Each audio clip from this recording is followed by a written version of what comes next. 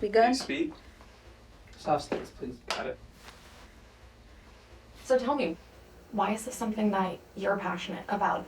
I've lost a few friends to addiction. We're following some sad news from the music world. EDM star Avicii has died.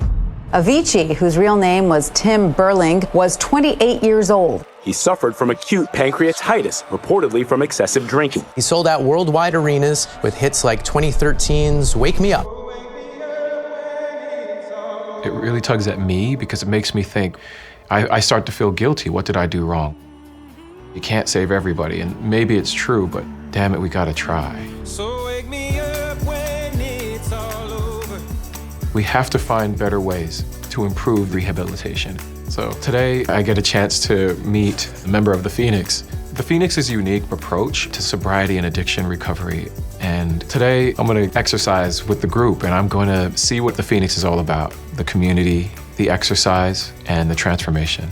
And so I'm gonna be performing a song that I wrote, and in a little bit, Raylyn will get to see the song inspired by her story and the mission of the Phoenix.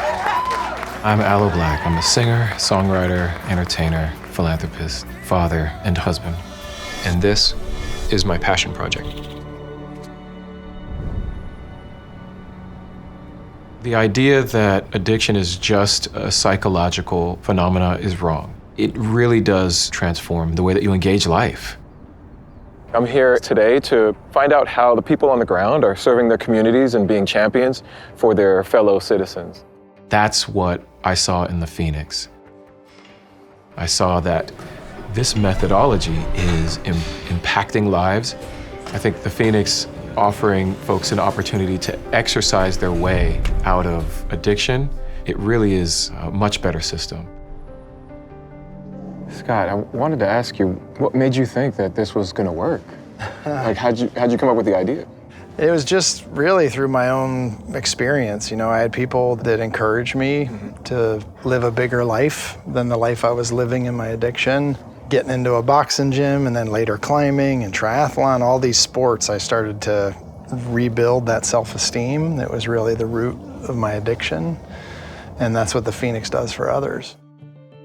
It was tough in the beginning to kind of bring people along with this idea of the Phoenix. When I started talking about, like, I'm actually gonna climb mountains with people and we're gonna work out and sweat together, and in that sweat, we're gonna build bonds, and those bonds are what is gonna hold us in our recovery and help us on our journey.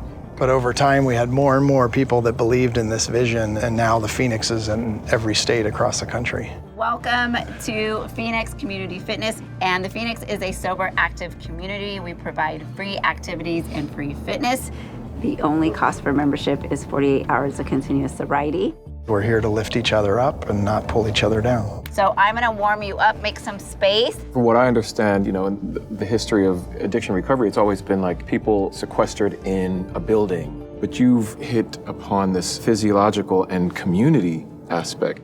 When I found out about the Phoenix, I was inspired by the concept of community, of people working together to go further in life. And it reminded me of this African proverb: if you want to go fast, go alone. If you want to go far, go together. The idea of being sober isn't about how quickly you can get sober, it's about how long you can remain in this new transformative state. I think it really matched the concept of the Phoenix. Yeah, I think that's beautiful. That is the Phoenix, that we're stronger together, so I love that. All right, we're gonna start. 1, 2, 3, go. 1, Raylyn looking good. Today, I get a chance to talk to Raylyn, who is a member of the Phoenix, and on a 4-year path of sobriety. How did you get involved with the Phoenix? A friend of a friend, when I probably had about less than 2 weeks sober, called me and said that there was this hike and if I wanted to go. And I didn't. I didn't want to do anything at 2 weeks sober, let alone hike. But I said yeah. I've been trying to get sober for 2 years.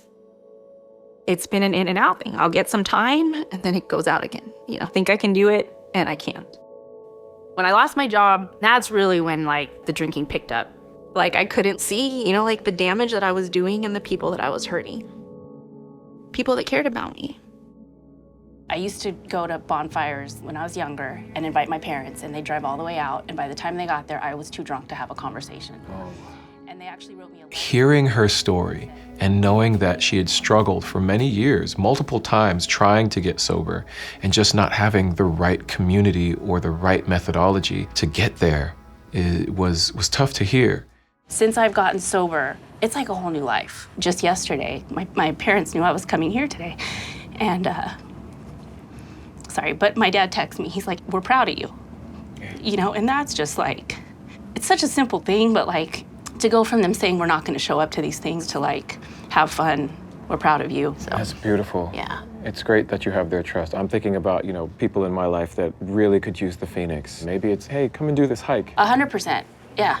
Well, we have better success rates than a lot of clinical programs because even when we're shocked by the reality of life, we don't have to pick up and use again because we know that we have this strength. We carried it with us through our day. All right, you guys ready? This way. You two here, you two there. Okay. Okay.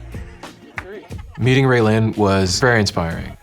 Exercising with the folks from the Phoenix, I certainly felt like I had a whole high just from being around them because it's not just sobriety. It's also physical health. It's also mental health. It is community and it is life affirming. Thank you everyone who made the drive here.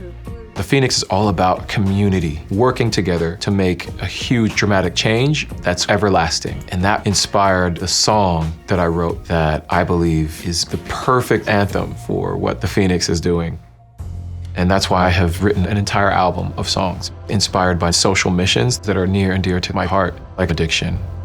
And so I'm gonna be performing a song inspired by the Phoenix. And in a little bit, Raylyn will come in and get to see us rehearsing the song inspired by her story.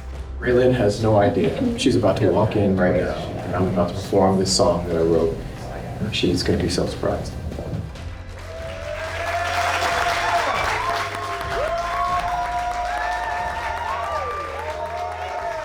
These celebrations in life of moments where you can mark the huge chasm between where you were before and where you are now. That's inspiring, and hopefully it fuels her to do more. Raylyn, Shar, thank you so much for sharing today with me the beautiful experience of the Phoenix. And I didn't tell you, but I was so inspired by the Phoenix that I wrote a song called Don't Go Alone. And I want to share that with you today. Nobody's heard it yet, so you get to hear it first. All right, let's run it. Don't go alone. Don't go alone. Don't go alone. If you go by yourself, you can go much faster.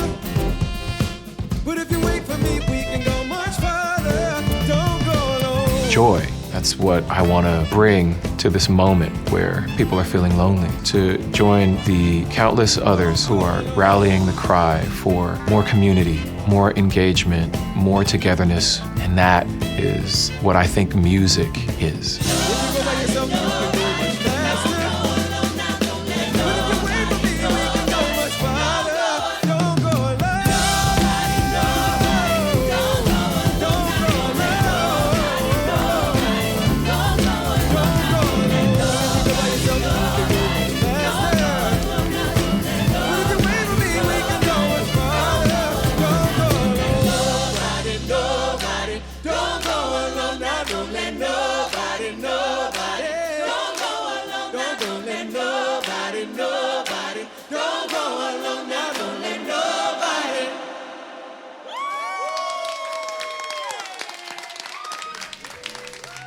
We'll do it together.